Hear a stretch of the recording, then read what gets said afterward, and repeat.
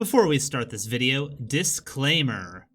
I'm not the biggest fan of the original Final Fantasy VII, and it barely made it into my top 5 Final Fantasies, so this demo will be viewed under a critical eye. If you're looking for Final Fantasy VII fanboying, this video is not for you.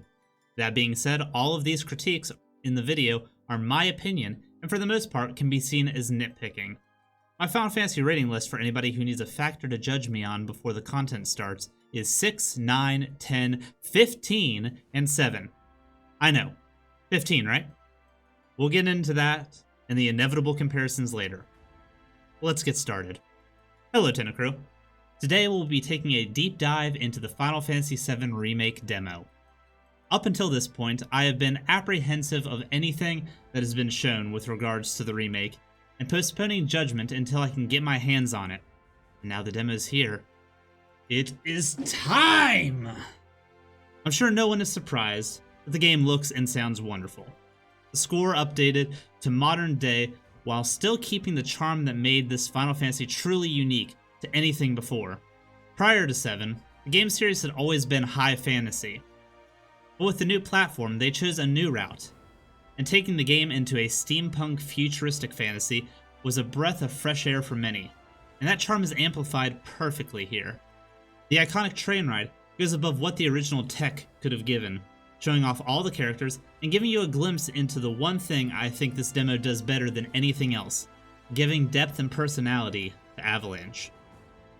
Each member gets a snippet to shine right from the get-go, and I appreciate the attention to the detail that is given, like Wedge giving a little hop over the body that Jesse and Biggs took out, put a smile on my face. A smile that was then turned into confusion and minor annoyance. The annoyance comes from Square Enix having the worst tutorial system in modern gaming. With so many ways of displaying info to a player, they still rely on the freeze the game, throw up a giant box of text, your immersion, your pacing. This is compounded by the fact that it seems like every fight starts with one of these. I feel the info could easily just be displayed along one of the sides in fewer words while the action is happening, and if they didn't want to cluster up the UI with that, and wanted to keep their precious walls of text, they could have all that info displayed before you even load the game, or kept it exclusively to a tutorial menu option. This isn't a problem exclusively to the Final Fantasy VII Remake, as it was in Kingdom Hearts 3, it was in Final Fantasy 15, and pretty well every Square game to come out in memory. So let's move on to the confusion. The confusion comes from game plot allowing Barrett to walk directly past the two guards while they hyper-tunnel on the spiked hair of justice. This wouldn't annoy me as much if it was any other member of Avalanche, but since Barrett is eventually going to be a playable character and will be fighting these guys, him man-moding past them feels really awkward.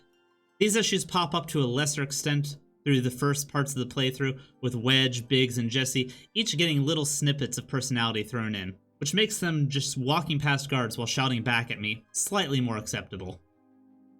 And speaking of the personalities, Jesse is truly the highlight of this demo. Best girl confirmed. Just keep those baby blues of yours on me. My eyes are brown, Jesse, but whatever you say, you know I can't look away. This is what makes me most excited about the remake, is fleshing out characters and relations that weren't possible before. Taking the foundations of the past and making impactful and meaningful additions is going to carry this episodic structure and give you the content necessary to justify buying the story in parts. It's also going to make big impact moments hit even harder later.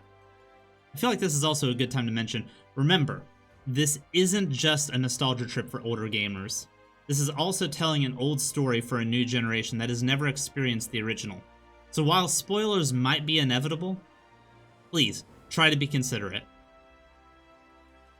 The voice acting is surprisingly top tier for a Square game, and you can't tell me when you were playing the original that you didn't hear Barrett's voice exactly like this in your head when you were reading all those dialogue boxes in all caps.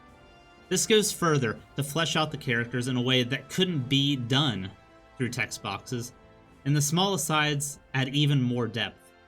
Take this instance. While Jesse's opening a door and her and Biggs are talking, Real joy to work with, though. Real joy to look at, You'll too. keep us safe, right, Cloud? Here we go. looks are what people notice first. Guess I'm not on the same page as people.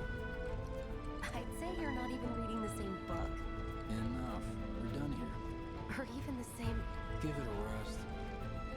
Wow, they've almost got the door. It makes you feel like these people have a history together, furthering personalities, such as Jesse's flirtiness with Cloud, as well as relationships, such as a hint that Biggs may have a thing for Jesse. Careful in there. And when Barrett starts going off on Cloud in the elevator, Jesse just looks like an embarrassed daughter whose dad is making an ass out of himself in front of her prom date. It doesn't rest, and it doesn't care. You do realize what Mako is, don't you? Mako is the lifeblood of our world. The planet bleeds green like you and me bleed red. The hell you think's gonna happen when it's all gone, huh? Answer me! Have I mentioned Jessie is best girl? She may be accident prone, but she is best girl. Just keep those baby blues of yours on me. Jessie, if I don't, I'm afraid you're gonna die from every piece of debris hitting you. I know your personality is magnetic, but I'm starting to think you literally might be as well. Now let's get into the meat and potatoes of the game. The sound and sights might be great, but if there isn't hot Fire-Raga levels of action, it's gonna be a bust. And this is where I feel Final Fantasy XV dropped the ball. And fortunately enough, where this game excels. I'll be the first to admit, as a massive fan of Final Fantasy XV's storyline, that if the combat was more fleshed out, the game would not have gotten as bad of a reputation as it did. And specifically, a combat system more akin to what they have done here in Final Fantasy VII Remake.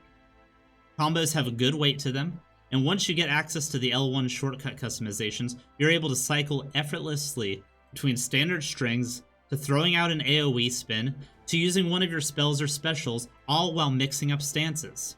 It feels great.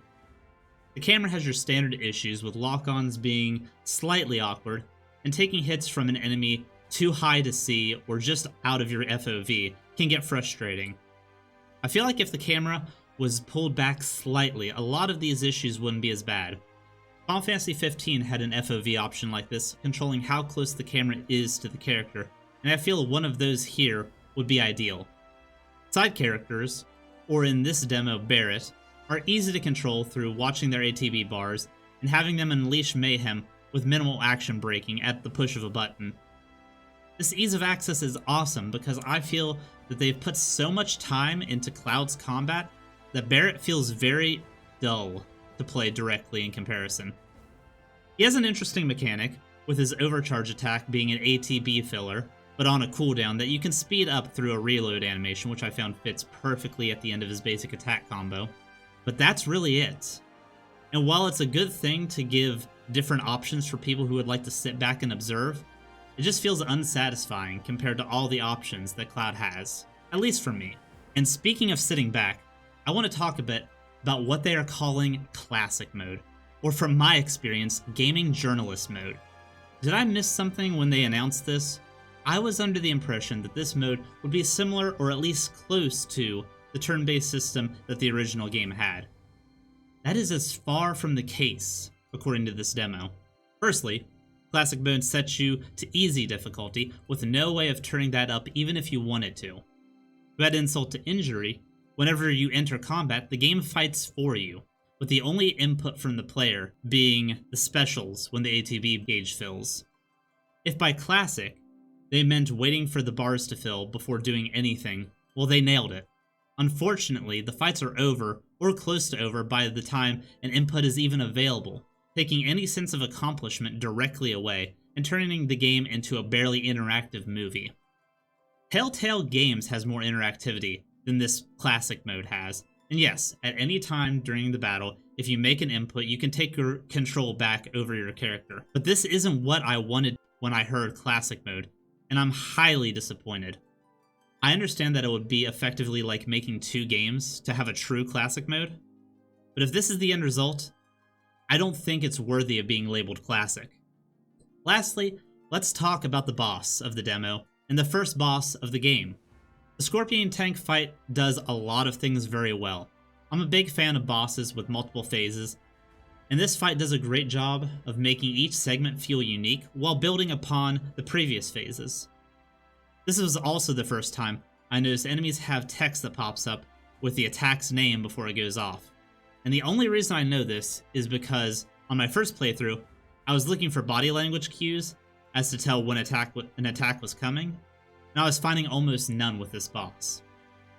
This led to a bit of frustration, specifically with the missile barrage attack, as I had no clue that an attack was coming and couldn't defend accordingly. This was also compounded slightly by the fact that attack prompts seem to move locations depending on the camera angle, but that is more of a me problem than a game problem, I feel. Although I feel a static health bar at the top or bottom of the screen similar to how Final Fantasy XII does it, with the attack prompts being put there may remove that frustration altogether. Small aside, I also went into this with other action RPGs like the Souls games in mind, and assumed that if I was taking damage I was doing something wrong. But they are taking the standard Final Fantasy approach where damage is inevitable, and the game is all about minimizing damage. Once I accepted this, the last of my combat frustrations left me. The rest of the boss fight was wonderfully crafted. I feel like the phases give you an escalation to the ordeal. Also seeing pieces falling off of the Scorpion tank during each phase shift was really, really nice, even if the cutscenes did break my flow a little bit. So with that being said, the verdict. For the first time since announcement, I am highly excited about this remake. The combat feels exactly how I would want a hack-and-slash Final Fantasy to play, and just from what I've seen, they have developed so many aspects of the story and characters, I have no concerns that there will be a full game's worth of content packed within this Part 1, as long as they handle the rest of the game with the same care that they did this demo. This so far is what a modern remake should be, with the only other successful remakes I'm seeing being the Resident Evil series.